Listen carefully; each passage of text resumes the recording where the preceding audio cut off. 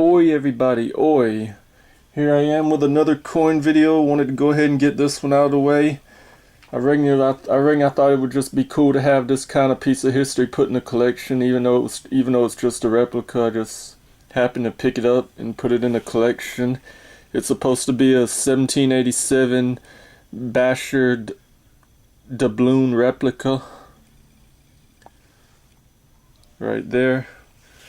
Okay, in 1787, Emperor Brasher, the goldsmith, silversmith, submitted a petition to the state of New York to mint copper coins. The petition was denied when New York decided not to get into the business of minting copper coinage. Brasher was already quite highly regarded for his skills and his hallmark, which he not only stamped on his own coins, but also on other coinage sent to him for the assassin proofing, was highly in early America. Brasher struck various coppers in addition to a small quantity of gold coins over the next few years. One of the surviving gold coins weighed 26.6 grams and composed of .917 22-karat gold, was sold to the public auction for $625,000 of March in 1981.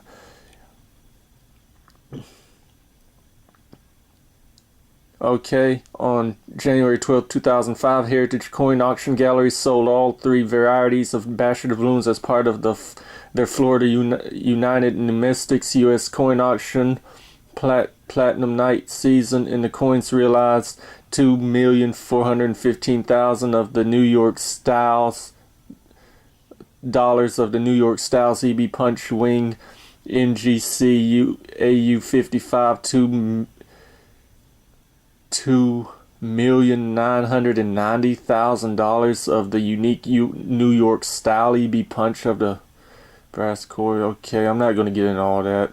The coin was subject to Raymond Chandler's Philip Marlowe Mystery High Widow, which made the film The Brasher Doubloon from 1947.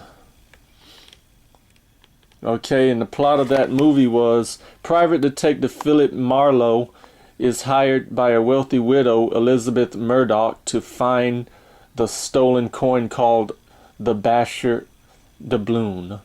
Marlowe ends up in the middle of a much more complicated case, in the one that involves blackmail and murder, forcing him to deal with a number of strange individuals. That includes Merle Davis, a demerged secretary of Murdoch, whose own role in the matter is considerably more sinister than it seems. Okay.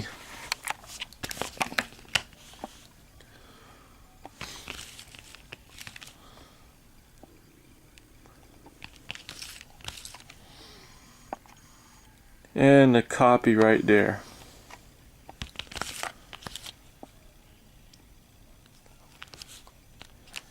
The gold doubloons of Imperium de Brasher, a neighbor of George Washington, are certainly interesting and famous pieces of America.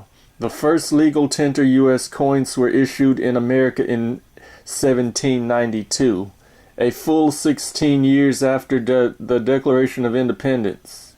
Until then, most Spanish coins supported commerce. Goldsmith Brasher issued his coin during the 16 years between 1776 and 1792. The few genuine spectrums known to exist are worth tens or hundreds of thousands of US dollars. Virtually every specimen you see today is a replica. If you have a gold replica, it is worth several $1,000s. Most replicas are not gold. We provide a side-by-side picture below to help you compare your coin to know genuine and fake examples. If you think you might have a real one, contact one of the well-known coin authentication services, PCGS, NGC, ANACS, or IGCG. Look them up on the internet. Do not use other services. Okay, I actually chose this over the $25 highly graded Satakawa. I don't know how to pronounce it so good. Sakatawa dollar. And I already had one of those, so just choose this to put in the collection regardless.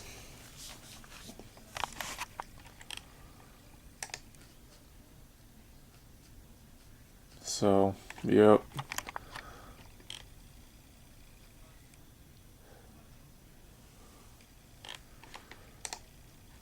And pretty much there's a big debate, real or fake, depending on these. The highest they go for is around in the good thousands. I mean, the lowest they can go on eBay pretty much is between $500 and $800, but the replicas and all that you can get them between $5, $9 to $20. But just something cool to put in the collection. And for the bonus currency today, we have a trinary note $1 bill. It's got 7, 0, and 1 all the way. $1 bill. I believe that'll be a keeper for now. And you can compare between the 2017 dollar bills. I mean, I believe one YouTuber saying that you can actually ask your banker and buy them off your banker. Buy them off the bank and get like 100 rolls of these for, I don't know why, but I got these from change from a gas station. They're the 2017 bills. You can see a difference in the signature right there and a difference in the signature right there.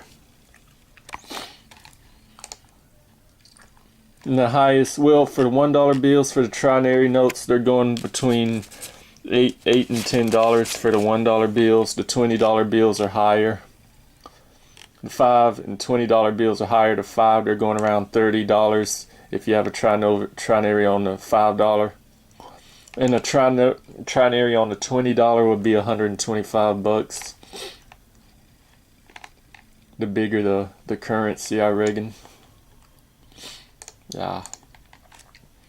Trinary bills, like you see here, just 701, just 3 numbers. Because of the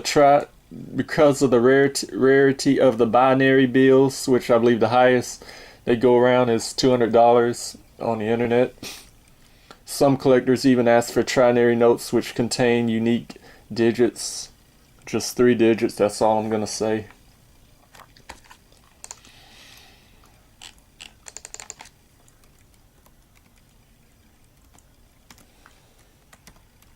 But the 2017 $1 bill's been out since last year, 2018. I just happened to get these in pocket change. I just happened to get them in pocket change. That's all there was to that.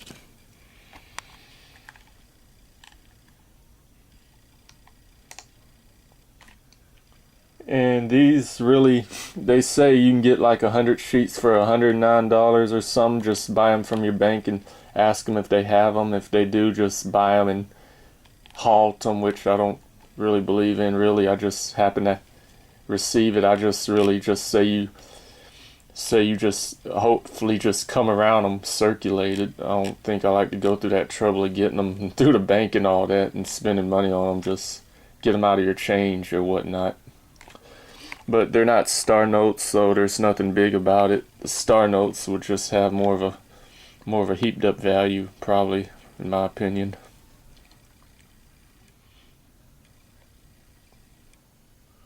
And some people even want more for them, even though they're not a star note. That's what I'm saying.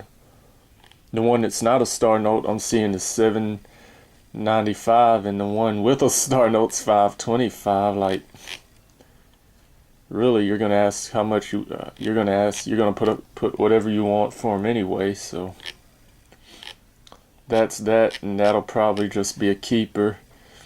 And I'll just probably hold on to the 17s for probably something I don't know what coin collectors could be looking for in errors. But let me go ahead and read this scripture. You know, I end every coin video with a scripture, no more nor less. And the scripture comes from Isaiah chapter 66 verse 9.